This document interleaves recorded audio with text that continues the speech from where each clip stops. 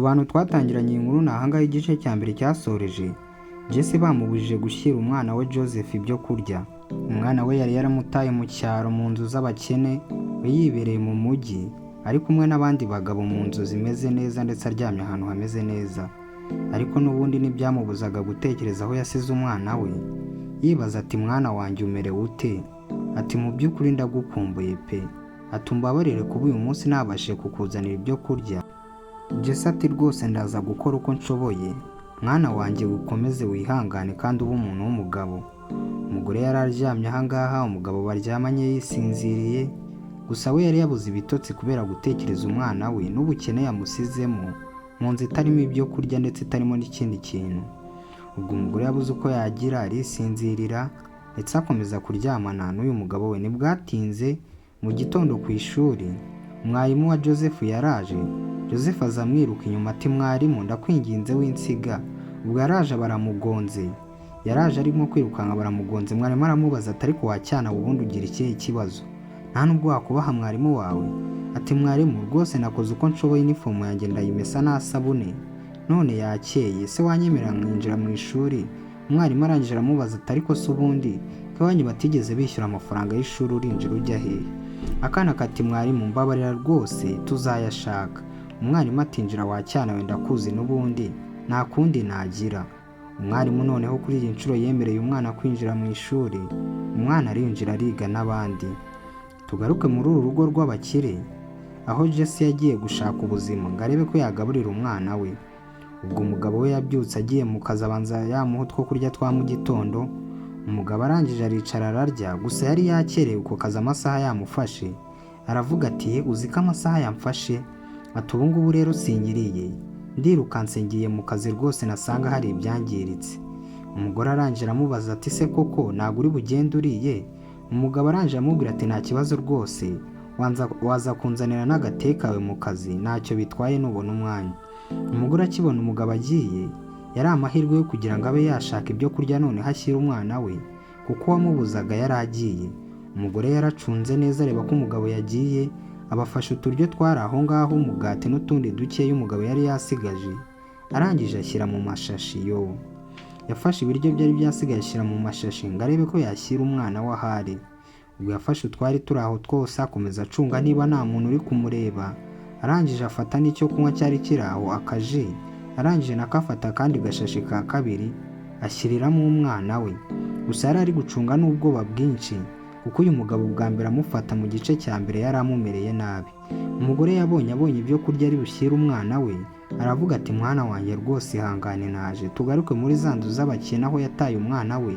Yagarutse kumureba mu nzu arangije aramubura ati se mwana wanjye wagiye he? Kumbe icyo atazi umwana naho yagiye, yari yagiye ku ishuri.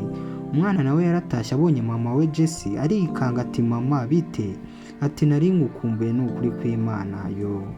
Umumama yayambiye akana ke arakabwira ati mwana wanjye rwose nanjye nari ngukumbuye, iyo mwazi umunsi nakubonye sinzi ukuntu numva merewe.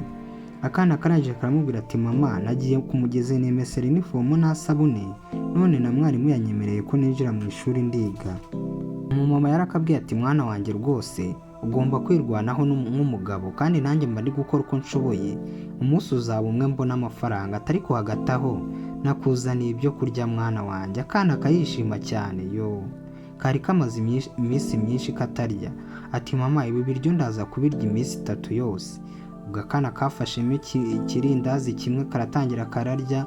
Umumama abonye akana ke kuntu karyaga n'inzara nyinshi, amarira aramanuka.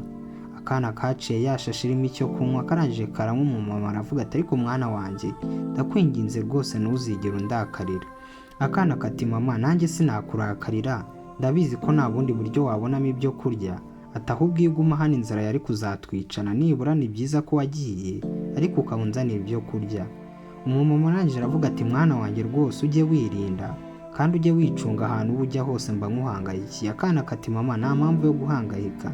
Umumama ati mwana wanjye uracyari mutoya, kandi ikindi mba numva nagutanga ngo bakujyane mu bigo birera abana. Akana kati mama uzi ko na mwarimu yavuze ngo ngiyo unjyana mu bigo birera abana? Umumama ati mwana wanjye mwarimu wawe mwihorere, umunsi uzaba umwe natwe tumere neza.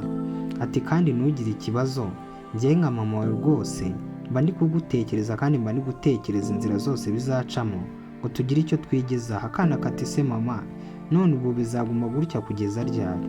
Ati mwana wanjye sinzi igihe bizafata ariko ihangane. Ati naho undi umugabo tubana ntago anyoroheye ariko nawe sinamuta kubera ko mutaye ntabwo twabona ibyo kurya. Ati nibura ubu ngubu urariye. Akana karangije karavuga ati mama, ntuzigere utuma uwo mugabo akubabaza, nakubabaza uziyizire tubane. Umumama arangije abwira umwana ati mwana wanjye ibyo byihorere, ahubwo reka nsubireyo ataza akambura. Akana karangije kati se mama ko nari ngigukumbuye kandi. Umumama ati mwana wanjye humura, nanjye ndagukumbuye ariko se byagenda bite? Reka nukuri njye kureba uwo mugabo ataza akambura kandi ukomeze ube umuntu w'umugabo nawe wihangane pe. Akana karangije nako gatangira kurira. Umumama buri uko yabigenza araza asoma akana ke kukereka urukundo, arangije aca harigendera. Akana kati mama ndaza kugukumbura ndetse no kurara njyenyine biri kumbangamira. Umumama aragiye asiga akana kaho ngaho mu nzu. Akana karangije karavuga ati dore kandi naringiye no kubimarayo.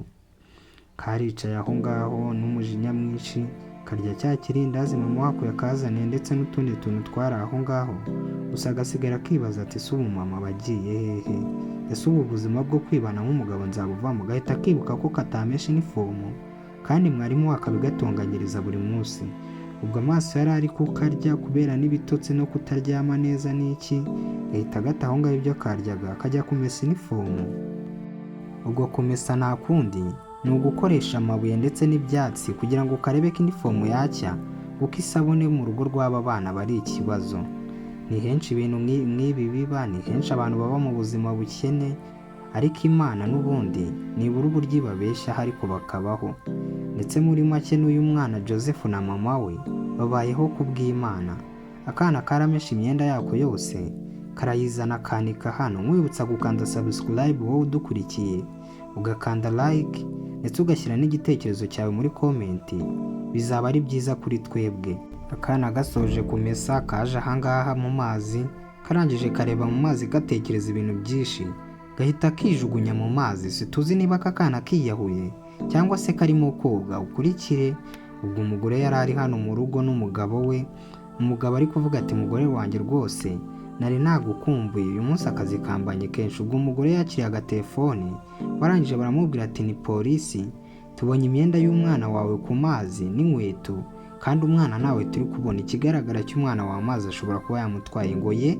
Ati yego rwose nibyo turi kubona imyenda yonyine kandi kuva imyenda twayibona hashize umwanya munini. Bigaragara ko uyu mwana ashobora kuba yiyahuye cyangwa se amazi yamutwaye atari ku bushake bwe. Yo, umumama yakiriye inkuru mbi disi, gakana ke kiyahuye kandi koko twasize akana kijugunye mu mazi ndetse kari gafite n'ibitekerezo byinshi ubona ko byagacanze. Polisi yabwiye umumama ati tebuka vuba vuba ugera aho byabereye ntutinde. Umumama ati ndaje rwose polisi. Ikigabo kiri hano nacyo kiri gusonga umumama ati ariko se wowe kandi ugiye he, n'ibiki byabaye? Umumama arangije aravuga ati Joseph umwana wanjye. Ati se kandi Joseph yabaye iki? Ati Joseph yiyahuye. Ati wasanga ari ukubera namusize rwose. Ati sindaza kwibabarira pe. Ati umwana wanjye yiyahuye. Ikigabo kirangije kiravuga ati ariko umwana wawe niba yiyahuye rwose yari amahitamo ye, mwihorere. Ikigabo kiri hano disi nta n'umutima kigira. Ati se none ubundi ugiye kwirukanka ujya he niba umwana yagiye? Ahubwo ko ari byiza ko njye nawe tugiye kubana, nta kintu na kimwe kiduteganya. Umugore ahita akubita urushyi umugabo ati wa kigabo rwose nta mutima ugira, aturi inyamaswa. Ati nta n'ikindi kintu nkunda nk'umwana wanjye, yaramutse abuze se nazibabarira. Ati ahubwo utongera kuvuga ayo magambo. Ikigabo kirangije cyitegereza umugore kuko yari yababaye. Umugore aravuga ati umwana wanjye rwose ibi bintu sinabyibabarira, ni njye wamubeshejeho nabi, ni njye wamusize wenyine. Ati ibi bintu mu by'ukuri sinzabyibabarira pe. Ati Mana ndakwinginze umfashe umwana wanjye abatapfuye, Mana ndakwinginze umfashe umwana wanjye mubone. Yo, umugore yararize ashaka kwiruka ngo ajye kureba umwana we. Ikigabo kirangije kiramubaza ati ariko none ubundi uri kwirukanka ujya he niba umwana yagiye? Wabyumvise namwe abagore ko mutumva neza. Umugore arangije aravuga ati ariko wa mugabo ubundi ugira ubwenge, wabuze icyo uriya mwana asobanuye kuri njyewe? Uriya mwana ni ubuzima bwanjye. Umugore yahise acika ikigabo. Ikigabo nacyo kiravuga ati wa mugore we ntiwagakwiye kunsiga. Arirukanka ngo ajye kureba umwana we. Ikigabo kirangije kiravuga ati noneho ubu ndagufite kandi ngufite nta mbogamizi n'imwe. ubu ngufite uri uwanjye gusa, uwo mwana wawe waduteshaga umutwe n'ubundi reka agende ngusigarane njyenyine.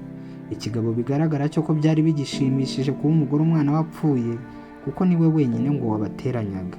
Ikigabo cyasigaye aho ngaho cyiyicariye mu ntebe kiri guseka. Umugore nawe aravuga ati reka nirukanke njye kureba umwana wanjye.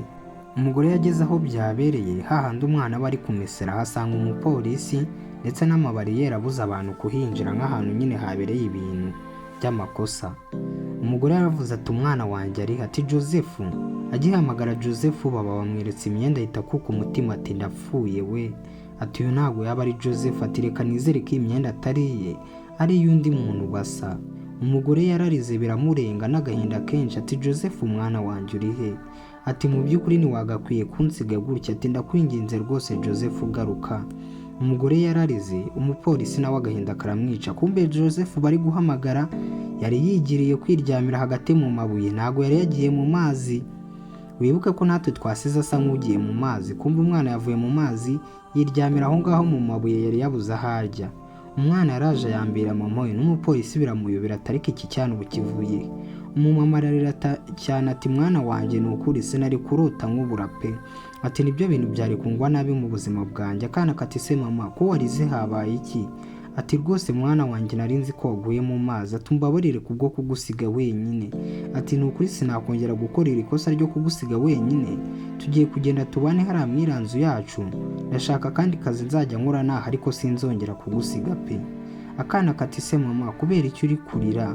Humura ni ukuri ntacyo naba, niyo wansiga njyenyine ndi umugabo ntacyo naba. Akana kari hano disi kazi ubwenge kazi no kwihanganisha abantu bakuru. Ubwo umupolisi nawe yarabitegereje agahinda karamwica. Umugore arangira avuga ati mwana wanjye rwose nta hantu nakongera kujya nkusize. Umupolisi arangira avuga ati wa mugore we rero uwo mwana wawe niwongera kumuta tuzamutwara mu bigo birera abana. Ibyo ukora byose ugomba kuba uri kumwe n'umwana wawe sibyo? Umupolisi arangira avuga ati nizere ko ibyo mbabwiye kandi mwabyumvise. Umugore arangira avuga ati humura rwose umwana wanjye ntabwo nzongera kumuta pe. Ati kandi n'impamvu namutaga yari ubukene, atari ku bungubu tugiye kububanamo. Umupolisi arangira avuga ati oke nizere ko rero uwo mwana tutazongera kumusanga wenyine. Umugore yarebye umwana we arangira avuga ati mwana wanjye naje kubona n'ubundi ko ibyo nakora byose nzabaho nigeze nishima. Ikiruta nuko twabubanamo niba ari n'ubukene tugashaka ibyo dukora tukiga imyuga, atari ko tugakomeza tukabana kuko n'ubundi aho nagiye kuba ni ukwirwa nanjye mbabaye. Ubwo umumama yabyemerekanijeho n'akana ke ko bagiye kubana bagashaka ubundi buryo babaho mu bukene bwabo ariko atagasize konyine. Basoza bakubwira ngo ntuzigere uta umuryango wawe ngo ni uko ugiye gushaka amafaranga cyangwa se ubutunzi. N'ubundi rega iyo mitungo wayishaka uri kumwe n'umuryango wawe. Si ngombwa kugira ngo bate bonyine ngo bagiye kwihugiraho ngo ushake imitungo.